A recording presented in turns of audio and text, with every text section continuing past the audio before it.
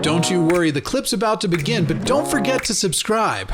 Or else, don't make me turn this website around. We have on the line Scott from Buffalo. How you doing, Scott? Hello. How are you two? Good. Pretty good. I'm probably great. not the right person to answer your question, so I'm going to turn it over to Seth. Now that I've read Well, it. you two both touched on it.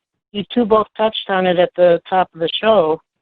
I have heartburn because I was just arguing with somebody why their evidence wasn't sufficient enough to think that Tom Hanks is a pedophile. I'm sorry.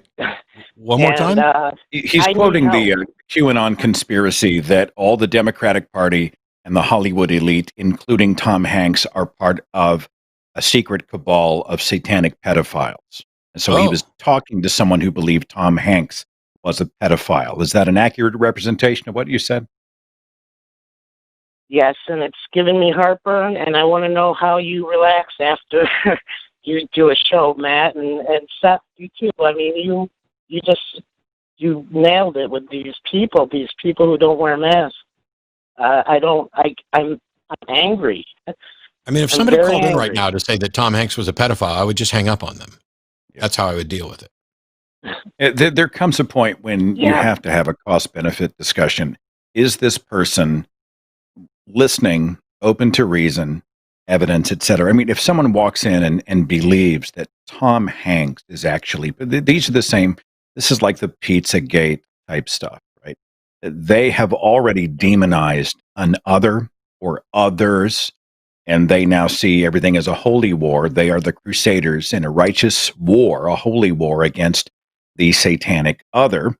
And by the way, this is a very effective tactic for cult leaders to consolidate their cult, to provide an alternate reality, to demonize others, to create an alternate truth, quote unquote truth, and to consolidate control, power, wealth, resources, etc. I wouldn't spend any time on them. I certainly wouldn't let those people dominate my day. I think if you want to go and throw something out, great, but you're not going to change their mind. You have to ask yourself at the beginning of that engagement, what's your end zone? What's your goal? If your goal is to change their mind, you know they are a fixed position, I would move on. If your goal is to make a larger point for somebody else, I'd make it and then move on. I don't know. Am I wrong, Matt? No. It's picking your battles is one thing. So, for example, Scott Clifton came on the Atheist Experience.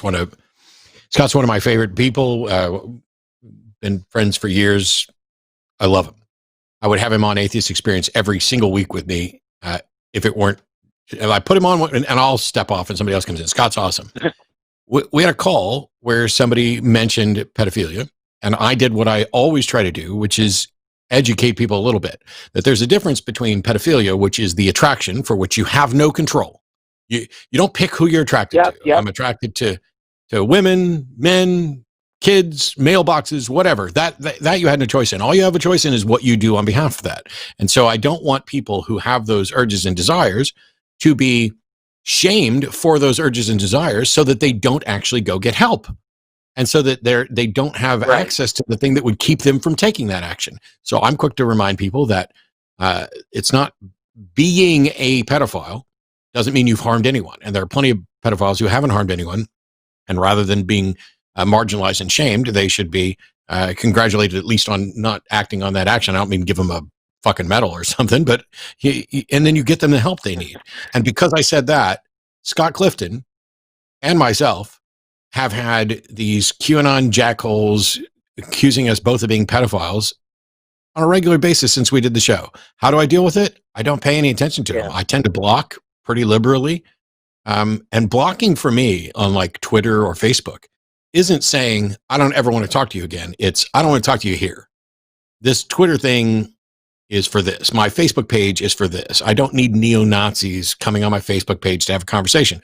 Would I debate a neo-Nazi? Sure. Under the right circumstances, as long as I'm not doing anything to promote their platform. Yes, I would love to educate people on why neo-Nazis' ideas are bad. But yeah, I block a lot. I'm not drinking right now because I don't like to be drunk, so I won't recommend that as a solution. Although I know some people who have used that as a solution. But if you get to a point where I do smoke. conversation's causing you heartburn, just stop. You don't owe anybody an explanation, and you don't have to fix everybody. You're absolutely right, Matt and Seth. My only and best defense is what I told them, and that's one day somebody might call you a pedophile, and you'd want proper, you'd want them to have. Well, you wouldn't want them to call you a pedophile at all, but I hate that word pedophile because there's another word for it. Pedophile is not the act of doing it.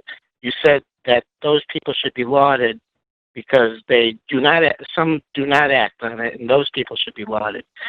Well, at a minimum, not shamed. I'm sorry? At a minimum, not shamed. I'm not saying that everybody who has an urge and doesn't act on it should be given a medal. I'm saying that instead of shaming them, you should acknowledge that they were acting decently. But yeah, and we want to get people help. Yeah, at a minimum. I do smoke weed every now and then. That seems to help a little. I am trying to work it out, but it's not just this instance, of course. But you guys really addressed it at the beginning of the show, so I really do appreciate that. Appreciate you very much. Yeah, take care of you too. Hey, thanks for checking out this clip for The Line. While you're here, hit that like button, hit subscribe, turn on notifications, and then share this with that bitter uncle of yours who loves talking about the good old days.